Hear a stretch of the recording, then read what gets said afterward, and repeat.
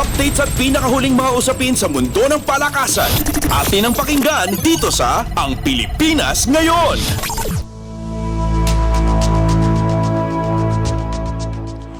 Naungusan ng National University ang De La Salle University sa overtime 80-77 sa pagpapatuloy ng UAAP Season 86 Men's Basketball Tournament na ginanap sa Mall of Asia Arena.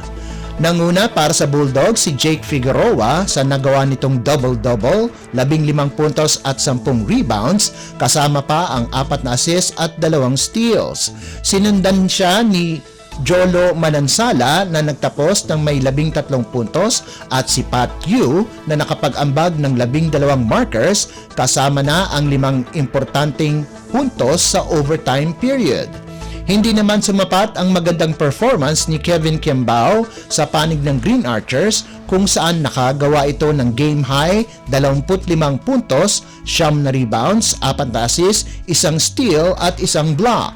Susunod na mga kalaban ng NU ang University of the East sa Miyerkules ng hapon, habang ang Lasal ay makakatapat ang undefeated University of the Philippines sa gabi. Updates at pinakahuling mga usapin sa mundo ng palakasan. Atin ang pakinggan dito sa Ang Pilipinas Ngayon.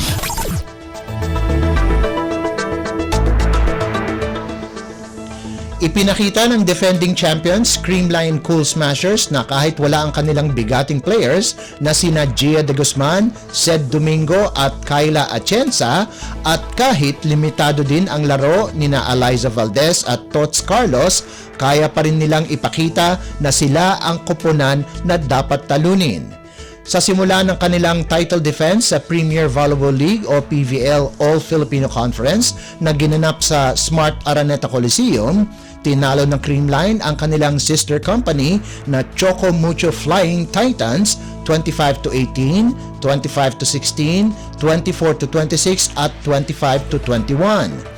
Wala na sa Cool Smashers ang kanilang veteranong setter na si Gia de Guzman na kasalukuyang naglalaro sa Japan V-League para sa Denso Airways o Airways, habang sina Domingo at Atienza ay hindi naka-uniform sa kanilang opening game ng season-ending conference.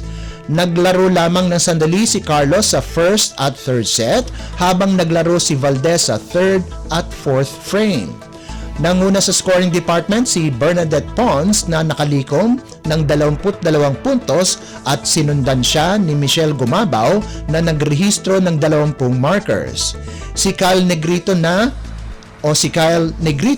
pumalit kay De Guzman sa pamagmamando ng Creamline ay pinatunayan na nararapat na siya ang magmando, ay nakagawa ng 23 excellent sets bukod pa sa nagawa nitong 3 puntos. Updates at pinakahuling mga usapin sa mundo ng palakasan. Atin ang pakinggan dito sa Ang Pilipinas Ngayon.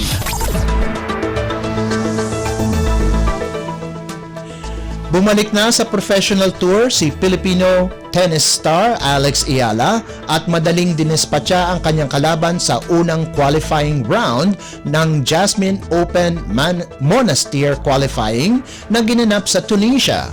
Mula sa kanyang 2 bronze medal haul sa 19th Asian Games sa Hangzhou, China, mabilis na tinalo ni Ayala si Feriel Ben Hassen ng host country 6-1, 6-love. Sunod na mga kalaban ng 18 anyos na Pinay si Elsa Jacquemort ng France na una nang tinalo si Irene Borillo Escorihuela 6-3, 6-4. Nakakaangat sa ranking si Jacquemoy, kung saan siya ay number 172 sa WTA ranking, habang ang Filipina teen sensation ay nasa number 194.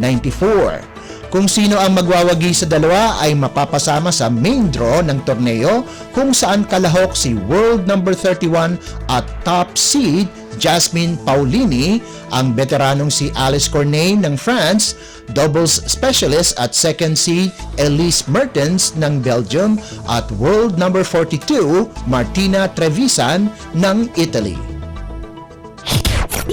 Updates at pinakahuling mga usapin sa mundo ng palakasan. Atin ang pakinggan dito sa Ang Pilipinas Ngayon.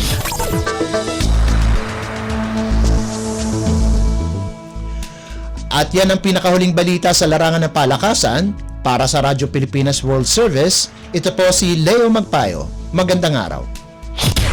Updates at pinakahuling mga usapin sa mundo ng palakasan. Atin ang pakinggan dito sa Ang Pilipinas Ngayon.